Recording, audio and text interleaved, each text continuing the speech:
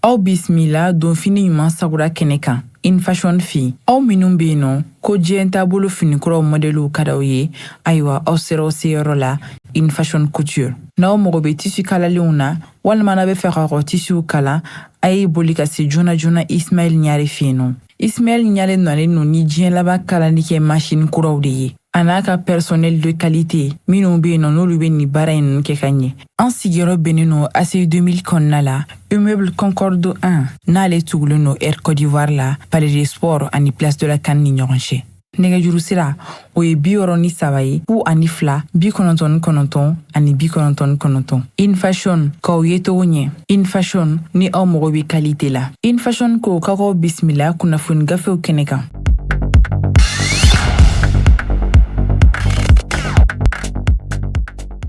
An balima joliba jabarani filɛbaw an ka foli ni tanuni an b'o ta ka di aw bɛɛ lajɛlen ma sanga ani waati limanaw aw minnu b'aw timinanja k'an filɛ ani k'an lamɛn walasa aw ka se ka kunnafoni sɔrɔ an b'aw fo. Limanaw bi ye ntɛnɛn ye juillet kalo ale ye tile 15 sɔrɔ san 2024 awa a ka ladala jɛmukan n'o ye kunnafoni gafew ye nin o sigilen aw ye don o don ni jɛmukan in bɛ sigi k'a daminɛ ntɛnɛn fo ka se juma ma min ye awa nɛgɛ kaɲɛ 9 mana tɛmɛ ni sanga 30 ye fo ka taa se a kaɲɛ 10 ma an b'a lajɛ sanga 30 in kɔnɔna la kunnafoni sɛbɛn minnu fasirila kunnafonidilaw ka don o don wulikajɔ awa ka se ka kunnafoni ɲini k'a sɛbɛn limanaw nazarakan na anw de ta ye k'o lakale aw ye bamanankan na o kuma nin an sigilen o de kɛnɛ kan minnu bɛ k'an lamɛn radio joliba ka segu an b'u fo sikasokaw an ma ɲinɛ u fana kɔ minnu fana bɛ an lamɛn bɔlɔlɔw sanfɛla la an ma ɲinɛ u kɔ an b'a fɔ n'aw bɛɛ lajɛlen ni ɲakuma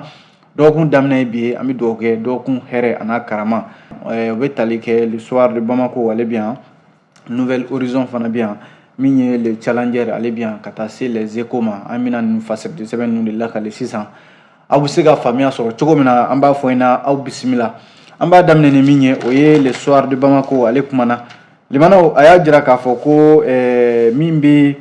awa n'i y'a lajɛ juillet kalo tile 11 a n'a tile 12 san 2020 awa maa minnu bɛ yen ni ala ka wele sera olu ma a kɛra wulikajɔ senfɛ limanaw ko bi maa kelen min bɛ yen n'o hakili tolen bɛ awa ni maa kofɔli ninnu na awa a kɛra Ibrahim Boubacar Keita ka fanga yɛrɛ sugusugumani waati ka firi a n'u kan n'i y'a lajɛ maa kelen min bɛ yen bi min hakili to bɛ nin na fasiri ka ɲɛfɔli la o ye awa Imam Umaru Jara ye ko Imam Umaru Jara awa ko maa minnu bɛ yen ni olu ni tora juillet kalo tile 10 tile 11 a n'a tile 12 san 2020 awa ko ka far'o kan maa kelen min fana bɛ yen ni awa maa bɛ se k'a fɔ fana limanaw ale ma sɛgɛn a ma ɲinɛ san o san ni waati mana se awa maa minnu bɛ yen ni nin y'a san damadɔ ye olu tora ala ma hinɛna Ibrahim Boubacar Keita ka fanga dafiri waati ala ma hinɛna olu fana na limanaw olu fana ni de tora awa ni fanga dafiri in na min ye awa Imam Mahmud Diko ale fana a ma ɲinɛ a ma sɛgɛn awa dugawu kɔni n'o y'a se a n'o fana kɛ awa ɲininkali min bɛ yen fasiri ko nin waati in na maa bɛ se ka ɲininkali kɛ i yɛrɛ la ɲininkali min yɛrɛ bi ni awa a bɛ se ka kɛ a bɛ maaw dabali ban kosɛbɛ dɔwɛrɛ tɛ o limanaw ko premier ministre min bɛ premier ministre yɛrɛ la bi n'o ye Choguel Kokala Mayiga a talen b'a tɔgɔ ma limanaw ale de bɛ premier ministre la bi se bɛɛ b'a ye ale bɛ awa jamana premier ministre la bi ale de bɛ se ka nin ko in ka sariya wuli ka jɔ a ko la awa minnu tora nin ko la yɔrɔ ale yɛrɛ waati la ale ye wulikajɔw kɛ yanni a ka premier ministre sɔrɔ ko ninnu ka kiiri fo a ka ka da sariya ɲɛkɔrɔ ɲininkali min fana tugulen bɛ o la maa bɛ se ka maa dabali de bɛ se ka ban sa k'a jira k'a fɔ nin halisa ni sariya ma i da don nin ko in na ko maa fana kun bɛ se k'i sigi ni nin ye sabu n'i y'a lajɛ o premier ministre kelen limanaw min ye Choguel Kokala Mayiga ye fasiri ka kuma la ko awa waati san dɔ tɛmɛna awa ninnu ka fatuli san kunbɛn dɔ la k'a fɔra k'a fɔ premier ministre ma ye o ko kɛnɛ kan maa min fana yera o ko kɛnɛ kan o ye Imam Umaru Jara ye ale de bɛ M5 RFP ɲɛmɔgɔya la bi Imam Mahmud Diko ale bɛ jamana kɔ kan a fana y'i to jamana kɔ kan limanaw k'a ka dugawu kɛ ka ɲɛsin ni maa kofɔlen minnu bɛ yen n'olu tora awa wulikajɔ senfɛ juillet kalo tile 10 tile 11 a n'a tile 12 san 2020 n'i y'a lajɛ juillet kalo tile 12 tɛmɛnen na comité stratégique M5 RFP a ɲɛmɔgɔ Imam Umaru Jara ko a ye kuranɛ kalan dɔ boloda o kɛra Misabugu misiri kɔnɔna la ka ɲɛsin ni maa minnu bɛ yen ni olu tora wulikajɔ senfɛ limanaw dɔwɛrɛ tɛ ka tasibila kɛ ka ɲɛsin u ma ka yira k'a fɔ ko ɲinɛma kɛ u kɔ hali n'a sɔrɔla bi sariya de kan ka hakili jigin ninnu na sariya de kan ka ninnu ka kiriw tigɛ sabu u m'a min u m'a bɔn olu tun bɛ hakɛ ɲini na ko jamana taabolo man ɲi ko fanga min bɛ yen ko k'o bɔ yen limanaw olu de tora o la jɔnniw kɛra o sababu ye ɲininkali de bɛ yen ko sariya de ka jaabi di o ko la walima sariya ka jo di o kɔmɔgɔw ma n'i y'a lajɛ M5 RP maa min n'o ye Maître Muntaka Tall ale fana tun bɛ yan ko kɛnɛ kan ni Imam Umaru Jara limanaw ka se ka tasibila kɛ ka ɲɛsin ni maa kofɔli minnu bɛ yen ni u ni tora nin don 3 in ni ɲɔgɔn cɛ juillet kalo tile 11 an'a tile 12 san 2020 limanaw ɲininkali min bɛ yen bi o de ye k'a fɔ n'i ye Choguel kɔni jɔyɔrɔ lajɛ ale de bɛ Mali yɛrɛ baara ko mana fɔ yɔrɔ administration n'i y'a lajɛ san 3 premier ministre de bɛ nin jɔyɔrɔ in na n'a fɔra k'a fɔ ko bi yɔrɔ ko professeur Clément Dembele yɛrɛ kun ye nin kuma fɔ ko jɛrɛ dɔ nin jɛrɛ kelen in na tasibila kɛ ka ɲɛsin ni maa kofɔlen ninnu ma waati la ko Clément Dembele kun y'a jira k'a fɔ ko nin ko in ɲɛnabɔli ko n'i y'a dan fanga ma Assimi Goïta ni premier ministre Choguel Kokala Maïga k'u bɛ se ka nin ko in ɲɛnabɔ miniti 10 a tɛ tɛmɛ o kan ko nka limanaw a ko kɔni gɛn bɛ de ye ka to yen sabu bi in na Clément Dembele a waati la ale ko maa dɔw bɛ yen olu kɔni dɔw yɛrɛ jɔyɔrɔ dira olu ma dɔw bɛ yen olu bɛ katikatiw kɔnɔ ka yala o kɛra Clément Dembele ka kuma ye o waatinin na n'i y'a lajɛ min ye Imam Diko ye limanaw ale fana ma ka nisɔngoya jira o donni kama sabu ale ko sariya ye sariya de ye ko jamanadenw jɛna ka sariya ta k'a di maa dɔw de ma k'u ka kiiri tigɛ jamanadenw yɛrɛ dama ni ɲɔgɔn cɛ fanga foyi tɛ yen min ma di kiiri tigilamaw ma olu de ye fanga tigiw ye n'u y'a bila yɔrɔ min na maa si tɛ yen min bɛ se ka wuli ka bɔ yen n'olu ye kiiri bila yɔrɔ min na olu de bɛ se ka maa minɛ k'a bila limanaw a tɛ se ka taa ni ka segin kɛ ko n'a fɔra k'a fɔ kiiri tigilamaw bi na olu kan ka u da don nin kiiri in na ka kiiri tigɛ walasa jo ka ɲini maa minnu kɛra ninnu sababu ye olu ka se ka dɔn an bɛ don min na i ko bi limanaw maa minnu kɛra ninnu sababu ye hali sisan ko kɔni bɛ ka ɲini min ye Imam Umaru Jara ye Maître Muntaka Tall olu kɔni ko a ko tɛna to tan dɛ olu tɛna sɛgɛn u tɛna ɲinɛ sabu olu kɔni b'a ɲini sanga ni waati bɛɛ lajɛlen sariya de fɛ a k'i jɔ a jɔyɔrɔ la walasa maa minnu fagara limanaw juillet kalo tile 11 an'a tile 12 san 2020 Ibrahim Boubacar Keïta ka fanga dafiri waati ko kiiri ka tigɛ u tɔgɔ la kunnafoni filɛ nin Soir de Bamako de y'a fɔ ale Soir de Bamako kelen y'a jira k'a fɔ limanaw ko min ye Imam Mahmud Diko ka tɔn min na a cira fanga fɛ limanaw ni a jarala k'a fɔ a tɔn ɲɛmɔgɔ Yusufu Daba Jawara ko bi ale bɛ yira procureur la ka sababu kɛ a minɛna n'i y'a lajɛ min ye juma tɛmɛnen in na juillet kalo tile 12 o y'a sɔrɔ a bɛ ka bɔ an bɔra ka kuma min yɛrɛ fɔ sisan maa minnu fatura juillet kalo tile 10 tile 11 an'a tile 12 olu ka sanga sigiyɔrɔ tasibila kɛ ka ɲɛsin olu ma Yusufu Daba Jawara limanaw ko a kɛtɔ ka babili min filɛ nin ye Badilabugu a kɛtɔ k'o jɔ a n'a yɛrɛ ba limanaw u bɛ mobili kɔnɔ u bɛ ka taa ko brigade d'investigation judiciaire maaw nana ka na u yɛrɛ yira a la ka gendarmew don k'a fɔ ko k'u mago b'a la fasiri y'a jira k'a fɔ Yusufu Daba Jawara kunnafoni minnu sɔrɔla a yɛrɛ k'a fɔ ko a somɔgɔw kɔni bɔra a kalama wa olu yɛrɛ taara a lajɛ a ka avocat fana ko bɛ ko in kalama u bɛ ka ko in ɲɛɲini a kan ka ɲɛɲini cogo min na n'i y'a lajɛ limanaw ko jalaki min bɛ se ka bin nin cɛ in kan fasiri ka ɲɛfɔli la o ye k'a fɔ ko a ye fanga tana tiɲɛ sabu ko n'i y'a lajɛ waati min na politiki mɔgɔw ka baaraw kun sɔsɔrɔlen bɛ ko o Yusufu Daba Jawara in a na kɛ ale ye wulikajɔ dɔw kɛ k'a fɔ ko min ye kurantigɛ ko kuma ye ko kumaw tun b'a da a na kɛ ko a ye laseli kɛ video mani dɔ maa minnu bɛ n'o bɛ kɛ bɔlɔlɔ sanfɛ u ka micro la o video mani kelen yɛrɛ ko yɛrɛ kun tununa o waleya kelen sababu la Yusufu Daba Jawara a na kɛ segin kɛra ale yɛrɛ ma sisan n'o ye semasi min n'o ye Imam Mahmud Diko ka tɔn kɔrɔ in ye min cira an bɛ don min na ko bi Yusufu Daba Jawara a fana tɛgɛ tara nin cogoya in na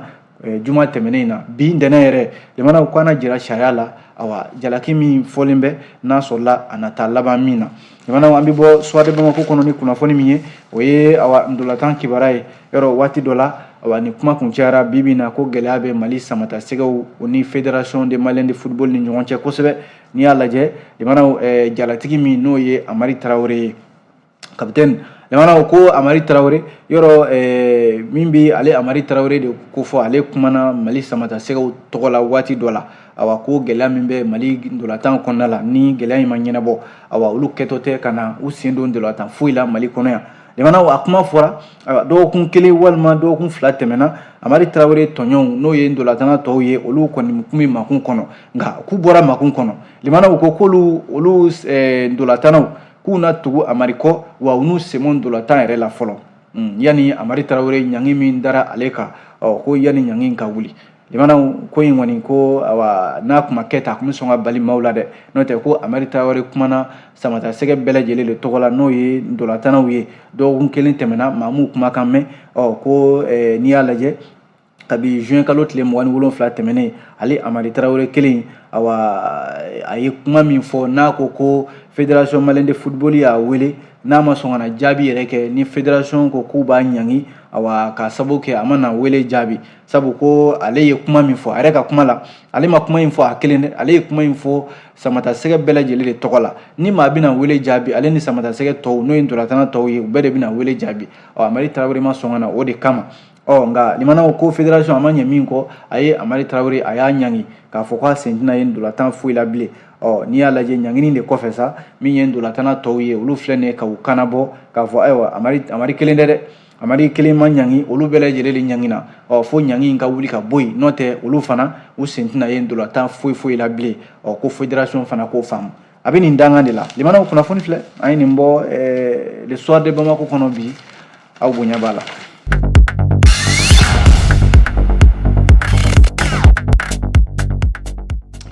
N'an bɔra yen nɔ fasirisi sɛbɛn min bɛ yen n'an ko a ma ko Nouvel Horizon ale kumana limana ko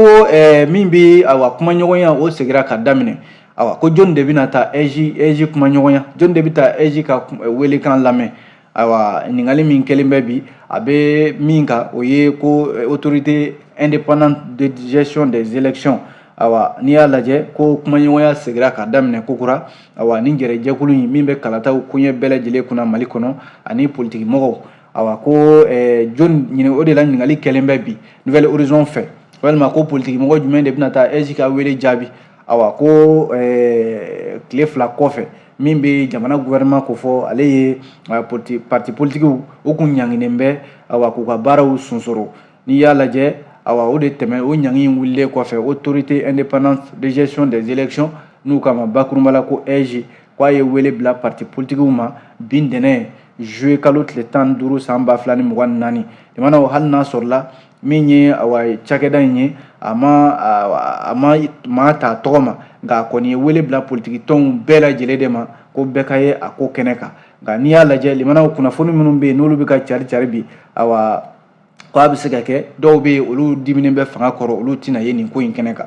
n'i y'a lajɛ limanaw min bɛ awa gouvernement ye ɲangi min da politiki mɔgɔw kan k'u ka baaraw sunsoro ko a kɔlɔlɔ fɔlɔ dɔ de filɛ nin n'o tɛ ko parti politikiw awa kabi avril kalo tile 10 tɛmɛnen san 2024 jamana gouvernement y'a jira k'a fɔ k'u ka baaraw ka sunsoro o baara sunsoroli min wulilen filɛ nin k'u ka tɛmɛ n'u ka baara ye EJ de filɛ nin ka wele bila ko parti politique tɔnw awa ɲɛmɔgɔsow bɛɛ lajɛlen k'u ka ɲɔgɔn sɔrɔ bi centre international de conférence de Bamako la awa ka se ka kumaɲɔgɔnya ko k'o dayɛlɛ limanaw kumaɲɔgɔnya in a bɛna kɛ cogo di o ni parti politique minnu bɛ yen n'u wele bilalen bɛ olu ma u bɛna ye kɛnɛ kan wa o kɛra waati min na o y'a sɔrɔ maa 11 minnu ye parti politique ɲɛmɔgɔw ye ninnu bɛɛ lajɛlen bɛ kaso la ka sababu kɛ ko awa min ye gouvernement ye ko a kun ye sariya dɔ ta ko olu kɛra sababu ye ka o sariya sɔsɔ limanaw ka jaabi kɛ nin ko in na min ye Ibrahim Boubacar Keita ale ka ala ka hinɛ ale ka premier ministre kɔrɔ Musa Mara yɛlɛma denfa in awa ale fana ye ale ye kumana dɛ ale ko min ye awa n'a fɔra k'a fɔ ko awa sariya min tara ko ka parti politique ka baara ko ka sosoro o sariya o wulila ka bɔ yen ka ban ale kɔni ɲɛ t'a la nafa b'a la bilen ko maa 11 ko o minɛnen don ka don kaso la min ye ministre kɔrɔ min tun bɛ awa an ka kalanko kunna Useni Amion Gindo CODEM ɲɛmaaba ale fana kumana a ko min ye parti politique ye ale kɔni ale ma kuma nɔgɔya dɛ limanaw ale ko maa minnu minɛnen bɛ n'o y'u teriw ye n'u bɛ kaso la bi limanaw ale dandala k'a fɔ ale ka parti politique tɔn u na taa EJ ka wele jaabi ni ninnu minɛnen tora sen na n'i y'a lajɛ awa nin kɛra parti yɛlɛma ɲɛma ani awa CODEM ɲɛma olu ka hakilila ye ka ɲɛsin autorité indépendante de gestion a ka nin welewele dakan fɔlɔ in ma limanaw ni jateminɛkɛla dɔw y'a yira k'a fɔ parti politique dɔw kɔni bɛ yen a ma se i k'a fɔ k'olu tɛ taa yɛrɛ o dɔ bɛ tali kɛ ASMA CFP Alliance pour la solidarité au Mali, Convergence des forces patriotiques, ADRP, Alliance démocratique pour le rassemblement du peuple, PDS, Parti pour le développement économique et la solidarité, ADMA-PAIG, Alliance pour la démocratie au Mali, Parti africain pour la solidarité et la justice, walima CNDR, Convention nationale pour la démocratie et le renouveau. Nunu limana wa mase maka fiena ko nunu bita sabu nunu bele jele ka maubi ube gelea konna la wa nunu gouvernement yɛrɛ tɛ kan kelen fɔ bi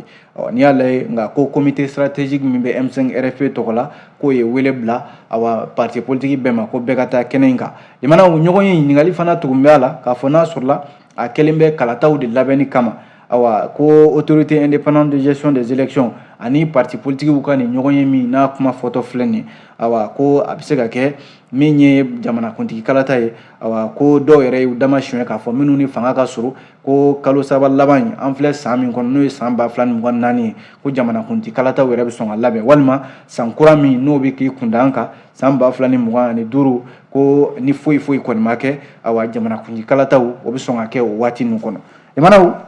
awa nin de ye kunnafoni ye Nouvelle Horizon de ye nin fɔ dɛ awa o mana bɔ yen limanaw ko ni maa kelen ninnu halisa politique kuma don Nouvelle Horizon awa ko maa minnu bɛ yen ni olu minɛnen bɛ maa 11 ni u tilalen don an k'a fɔ Mali kasobaw ni ɲɔgɔn cɛ k'a daminɛ Kulukoro ka taa Joyila Kiɲɛrɔba ko nin waati in na awa ko min ye M5 RFP Mali kura ye awa olu ka maa dɔw wulila ka t'u ɲɛ da awa maa minnu minɛnen bɛ n'i y'a lajɛ limanaw k'a daminɛ avocat Maître Mohamed Ali Bacili ka taa se min ye awa Samba Kulubali min ye parti nɛma o ɲɛma don Male Camara parti CNDR Mamadou Traoré parti alternative pour le Mali Mamadou Traoré wɛrɛ ale fana ye union o politique tɔn o ɲɛmɔgɔ ye limanaw ninnu de tilalen bɛ kaso minnu bɛ yen n'o ye Kiɲɛrɔba ani Kulukoro o ni ɲɔgɔn cɛ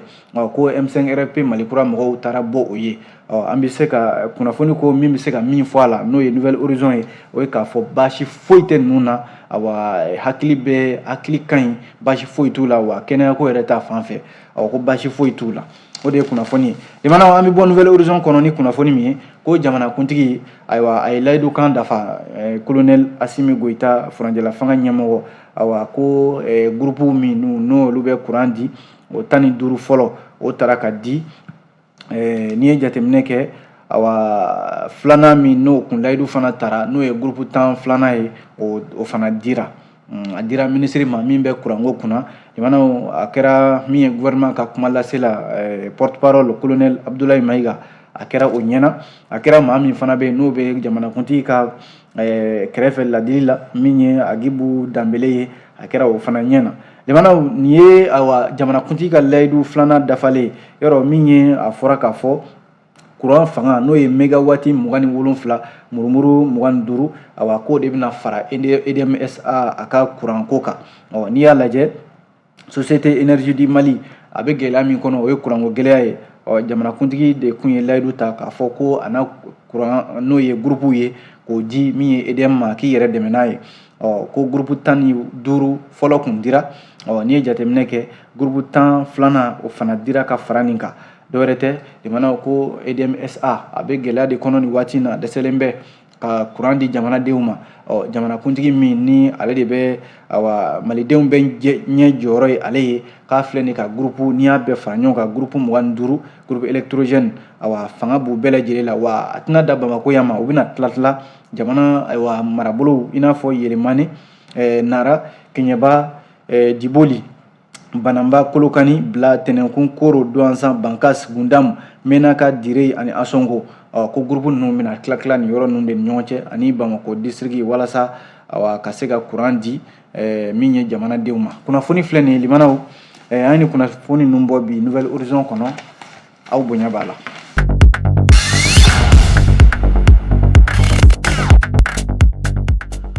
N'an bɔra yen nɔ fasiridi sɛbɛn min bɛ yen n'an ko a ma ko le challenger limanaw challenger y'a jira k'a fɔ ko min ye AES ko ye ani CEDEAO ko limanaw ni jɛkulu fila in n'o ye farafinna jamanaw minnu ni bɛɛ ko n bɛ taa an ka jɛkulu sigi CEDEAO ale ye jɛkulu ye min ye ko latɔn AES jɛkulu la waati tɛmɛnenw n'i y'a lajɛ AES min ni o ye cɛncɛn ka fɔ ka jamana saba min n'olu k'u bɛ fara ɲɔgɔn kan Burkina Faso ni Mali ni Niger yɔrɔ maa bɛ se k'a fɔ de ko CEDEAO kɔni a bɛ wulikajɔ min na ka AES sɛgɛrɛ ko CEDEAO ma fɔ a jigi kɔ ka ban sabu nin ko in nin kuma tɛmɛna ka ban fasiri bɛ ka nin kuma de fɔ ko nin kuma tɛmɛna ka ban ni CEDEAO ko k'a bɛ wuli ka ninnu sɛgɛrɛ AES ni ka AES sɛgɛrɛ n'o ye Burkina Mali ani Niger ɲininkali min tugun b'a la o ye k'a fɔ tubabu min fɔ ko c'est trop tard o kuma tɛmɛna ka ban limanaw sabu n'i y'a lajɛ i kan ka fɛn kɛ waati min na n'i y'o tɛmɛ bamananw ko ten ko ni sanu y'a dongoma tɛmɛ zira na fusaya n'a ye CEDEAO dɛsɛra ka dɛmɛ min ta ka ɲɛsin nin jamana saba in ma waati min na u bɛ gɛlɛya kɔnɔ waati min na u bɛ lakanabaliya kɔnɔ n'a fɔra k'olu ko k'u b'u u yɛrɛ sama ka bɔ CEDEAO kɔnɔ k'u ka jɛkulu sigi u yɛrɛ k'u fanga fara ɲɔgɔn kan fɛn fɛn ye gɛlɛyaw ye lakanabaliya ni sɔrɔko gɛlɛyaw k'u b'o ta u yɛrɛ ye CEDEAO de bɛ cucu la nin jamana saba in nɔfɛ hali sisan ko f'u ka segin ka na yɔrɔ jamana saba in yɛrɛ dalakan kɛra mun ye k'olu tɛna segin bilen u bɛɛ ka ɲɔgɔn ye minnu kɛra n'u tugutugura ɲɔgɔn na dɔgɔkun laban ninnu na bi na maa min yɛrɛ bɛ yen ni danaya dan b'o kan o ye Senegal jamana ɲɛmɔgɔ ye Bassirou Diomaye Faye limanaw ka taa se Togo ale jamana ɲɛmɔgɔ min ye Faure Gnassingbé CEDEAO ka jɛrɛ min kɛra ni o tun y'a ta ko 65nan ye juillet kalo tile 7 tɛmɛnen na ninnu de kɛra cidenw ye fasiri bɛ ka min fɔ o ye k'a fɔ ko ninnu kɔni ka cidenya kɔni nafa yɛrɛ tɛna k'a la sabu n'a fɔra Bassirou Diomaye Faye ale kana kuma ninnu fɛ Bassirou Diomaye Faye dun kuma fɔra ye ka kɔn biɲɛ k'a fɔ a ɲɛna k'a fɔ ko ka bonya yɛrɛ dara a kan sabu a nana nin jamana saba in kɔnɔna la olu ye min don a tulo la olu ye kuma min fɔ a ye a y'o mɛn sabu olu ko a ma ko a kana a yɛrɛ sɛgɛn k'a fɔ de ko olu bɛ segin ka taa CEDEAO kɔnɔna la bilen kuma tɛ nka u kɔni y'a bonya kuma min b'a fɛ a y'o fɔ u ɲɛna limanaw bɛɛ y'i ka kuma fɔ ɲɔgɔn ye nka Bassirou Diomaye Faye y'a dɔn cɔ k'a fɔ ko jamana saba in n'o ye Mali ni Niger ani Burkina ye ko u segintɔ tɛ k'a fɔ k'u bɛ taa CEDEAO kɔnɔna la limanaw bi o de bɛ se ka kɛ kuma koloma yɔrɔ ye nka ko CEDEAO y'i to o bɛɛ la ka ci don Bassirou Diomaye Faye da k'a ka kɛ kumada ye CEDEAO kumada ye ka kuma ni jamana saba in fɛ nka limanaw an bɛ waati min na ko sisan ni jamana saba in segintɔ tɛ wa muruti yɛrɛ fari de dan b'u fɛ n'i y'a lajɛ CEDEAO ye min kɛ ni jamana saba in na ka gɛrɛntɛ ta ka da u kan ko f'u ka bɛɛ y'a bato n'o ye démocratie ye ko f'u ka fanga segin k'o kɛ murutili faridali ye ka ɲangi da ni jamana saba in kan fo ka n'a kɛ yɛrɛ k'a kɛ i b'a fɔ ko tɔndenw tɛ n'o ye CEDEAO tɔndenw ye Burkina ni Mali Niger ko a ma se o ma fo CEDEAO yɛrɛ kun ko f'a ka kɛlɛbolo wuli ka taa waati min na fanga minɛna Niger jamanakuntigi Mohamed Bazoum la Mali ni Burkina de y'u kangama ko n'u Ala y'u ci ka taa k'u bɛ taa fanga minɛ min ye Abdraman Tchani na olu fana olu jɔlen sɔrɔ o ɲɛ yɔrɔ a waati la a kɛra nin cogoya la n'a fɔra ko jamana saba in ko CEDEAO de b'o olu kɔbi k'u ka segin ka na tuguni limanaw hali ni fɛn ma fɔ maa ye maa n'a dɔn k'a fɔ ko jamana saba in segintɔ tɛ bilen o mana bɔ yen ale challenger kelen ka kuma na Dr Modibo Soumaré ale ye politikima ye a ko k'ale ma min faamuya ale ma min faamu Mali jamana faamaw ka ko la ARP ɲɛmɔgɔ don limanaw a ko ale ma min faamu ko ka parti politikiw mɔgɔw k'olu ka baara sonsoro ka tila ka o baara lawuli tuguni ale ma se ka o de faamu ale y'a da tulo la k'a da jaba la a ma se ka foyi faamuya a la ko Dr Soumaré a ye nin kuma fɔ a ko min ye jamana ɲɛmɔgɔw cogo di u sɔnna ko politique ɲɛmɔgɔ dɔw olu taara ɲɔgɔn ye kɛ olu ka ɲɔgɔn ye jaabi taara kɛ mun ye ko ka taa olu minɛ ko ale ma min faamu fana ko malidenw kɛnbɛ farafarali de bɛ malidenw ni ɲɔgɔn cɛ bi waati min na jamana bɛ yɛrɛ ɲini na Docteur Modibo Sumare ko ale ma se ka nin yɔrɔ ninnu faamu fiyewu ko jamana ɲɛmɔgɔw bɛ se ka jamana politiki ɲɛmɔgɔw waati min na u bɛ ɲɔgɔn ye la k'u bɛ fɛɛrɛ ɲini jamana ka se ka sira sɔrɔ ko ale kɔni ka laɲini ye min ye jamana ɲɛmɔgɔw k'a lajɛ u ka fɛɛrɛ ɲini ko gouvernement min yɛrɛ bɛ yen sisan ko gouvernement in tɛ gouvernement ye min bɛ waati yɛrɛ kalama ko gouvernement in kan ka ci ka bɔ yen ka na ni gouvernement kura ye walasa jamana gɛlɛya minnu bɛ yen fɛɛrɛ ka sɔrɔ olu la ko kalata minnu bɛ yen ni an dɛsɛlen bɛ k'o kɛ o kalataw olu ka se ka boloda Mali dɛmɛbaw n'o ye partenaires ye olu ka segin ka na u ka da Mali la u ka se ka na u ni Mali ka baara kɛ n'o tɛ ko ale kɔni fɛn dɔw bɛ yen olu bɛ ka kɛ nin waati in na kɔni o bonyanen bɛ ale hakili ma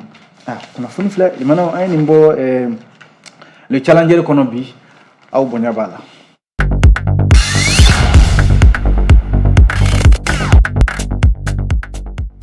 Limanaw an bɛ fasiri lakalili kuncɛ ni min ye o ye les échos limanaw les échos ye kabako kuma de fɔ bi kabako kuma don a ko nin waleya min n'o kɛra Sirakɔrɔ Mɛgɛntana ko n'i y'a lajɛ min ye denmisɛnnin musomanin dɔ baarakɛden dɔ don limanaw san 16 ale kɔni min ye alamisa tɛmɛnen in na juillet kalo tile 11 ko ni minisiri kɔrɔ dɔ ka so yɛrɛ man jan o kɛra Sirakɔrɔ Mɛgɛntana limanaw ni walejugu in cɛ 4 cɛ gojogojo 4 olu de filɛ nin limanaw ka nin denmisɛnnin fitinin musomanin baarakɛdenni ale bɔtɔ k'a bɛ taa nasan de senfɛ limanaw ni kamalenkɔrɔ gijigaja 4 de filɛ nin ka ni musomanin limanaw ka sama ka don so banbali dɔ kɔnɔ maaw ka hakɛ to bingani tɛ bingani k'o ta ka ɲɛsin a ma limanaw kɔni u ye tɔɔrɔ sugu bɛɛ lajɛlen d'a kan musomanin a ye welewele dakan fɛn fɛn ani kulekanw limanaw hinɛtɔya kumakanw a ye olu de bɔ a da fasiri bɛ ka ɲɛfɔ cogo min na fasiri y'a jira k'a fɔ ko musomanin ko u ye mɔgɔtigiya min yɛrɛ b'a la u y'o ta limanaw ka jogi ni sɛbɛnma yɛrɛ la ko n'i ye jateminɛ kɛ kunnafoni minnu sɔrɔla ko u taara n'a ye yɔrɔ min ni o ye maa minnu bɛ yen n'u bɛ kɔlɔlɔ sɔrɔ bingani walew sababu la ONG One Stop Center k'u taara n'a ye ko n'i y'a ye k'a fɔ mɔgɔtigiya taara ni kamalenkɔrɔ gojogojo minnu bɛ yen ni maa barika bannenw don limanaw an bɛ waati min na ko sisan min ye Echo ye a ko nin kunnafoni nin bɛ kɛ waati min na o y'a sɔrɔ min ye ani waleya ye a bɛ kɛ Sirakɔrɔ Mɛgɛntana a ka can sabu Sirakɔrɔ Mɛgɛntana yɔrɔ ye so banbaliw maa minnu bɛ taa sow jɔ i b'a sɔrɔ a ma laban i b'a sɔrɔ maa dɔw de bɛ ci foyi t'u la fo ka bin musomaninw kan limanaw nin yɔrɔ kofɔlen ninnu na min ye polisiso min bɛ a yɔrɔ kofɔlen ninnu na ko ci kɔni dara olu tulo kan olu ye sɛgɛsɛgɛli dayɛlɛ n'o ye Sirakɔrɔ Mɛgɛntana commissariat ye Barakisa kɔni ale ka fasiri don an b'a bila nin kan yan limanaw Echo welewele an ye sɔrɔ a kɔnɔ o kumana ni Ala sɔnna sini an bɛ ɲɔgɔn sɔrɔ a gafe kuraw mana bɔ an n'o lakale aw ye ladira kɔnɔna la an b'aw fo dantɛ foli min na an b'a fɔ a k'an bɛn diɲɛ waati wɛrɛ. Nin kun ye kunnafoni gafew ye ni Infashion ka dɛmɛ ye an sigiyɔrɔ bɛnnen no ACI 2000 kɔnɔna la immeuble Concorde 1 n'ale tugulen no Air Côte d'Ivoire la Palais des Sports ani Place de la CAN ni ɲɔgɔn cɛ nɛgɛjuru sira o ye 63 ye 02 99 ani 99 Infashion k'aw ye togo ɲɛ Infashion ni aw mago bɛ qualité la